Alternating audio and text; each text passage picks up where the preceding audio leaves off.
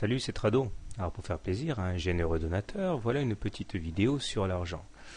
Alors de la même manière qu'on a parlé des records très fréquents, quasiment journaliers sur l'argent, et bien forcément avec la fessée que l'argent se prend, effectivement, donc on peut s'attendre à ce que les investisseurs et les traders soient un petit peu affolés. Pourtant, je vais vous montrer qu'il n'y a pas vraiment de quoi. Commençons d'abord par l'hebdomadaire. Chaque bougie ici correspond à une semaine de cotation.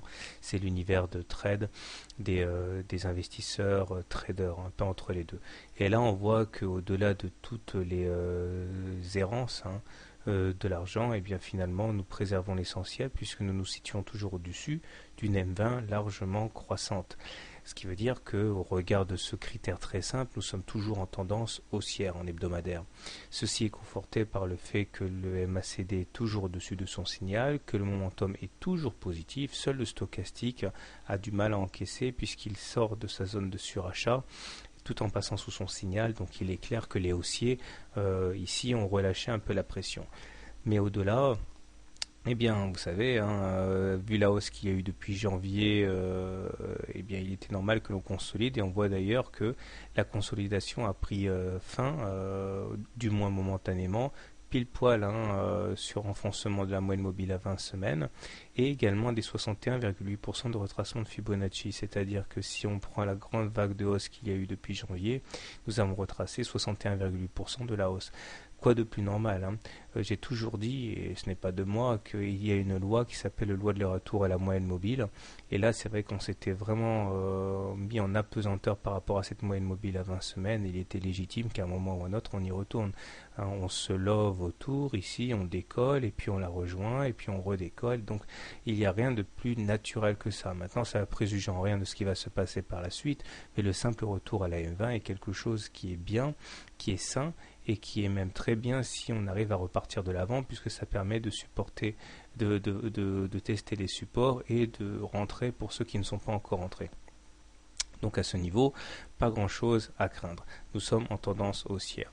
Si on fait un petit zoom sur le mensuel, alors là c'est carrément risible puisque on voit que la grosse baffe, la grosse fessée qu'a prise l'argent n'a même pas permis de passer sous la moyenne mobile à 7 mois. Ne parlons pas de la M20. Alors c'est un sourire en demi-teinte, puisque cela veut dire que cette fameuse loi du retour à la M20 doit s'appliquer aussi à un moment ou à un autre sur l'argent, mais pour cela il faudra aller chercher les 24-30. Vous voyez qu'on est très très loin des 35 actuels. Donc pas de panique sur le moyen terme, nous sommes toujours en tendance solidement ancrée à la hausse. Maintenant, si on regarde du côté du journalier, c'est vrai que c'est super moche. Alors au niveau du journalier, voilà où nous en sommes. Nous sommes dans un canal très étroit marron ici, qui file le vertige. Nous avons enchaîné donc deux séances sous la Bollinger inférieure, ça s'appelle donc un T1 puis un T2, et il est vrai que pour les traders, eh bien, ceux qui ont pris des positions à la hausse doivent mal dormir. Surtout que là, par contre, on est clairement en dessous d'une M20 décroissante, avec une M7 qui a croisé la M20, autant dire que la tendance journalière est vraiment dégueu. Alors, ce qui est vrai pour l'hebdo n'est pas vrai pour le journalier, c'est-à-dire que si vous voulez investir sur l'argent pour le long terme, vous avez un excellent point d'entrée à mon humble avis.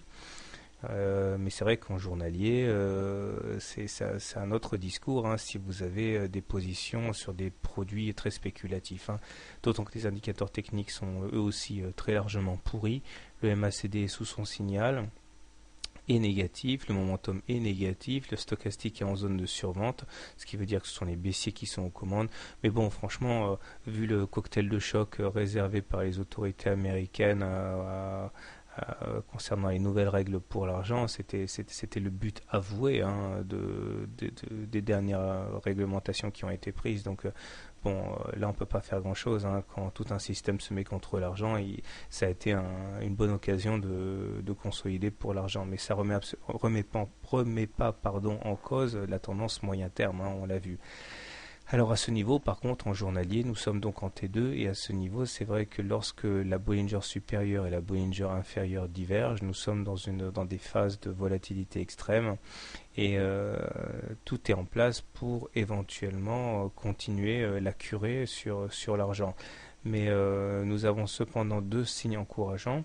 Tout d'abord au niveau des chandeliers japonais, nous voyons que la bougie de la semaine, du jour pardon, de vendredi donc se termine avec un quasi arami haussier, hein, puisque le corps de la dernière bougie est comprise dans le corps de la bougie précédente. C'est un signal haussier qui doit être confirmé par une bougie verte.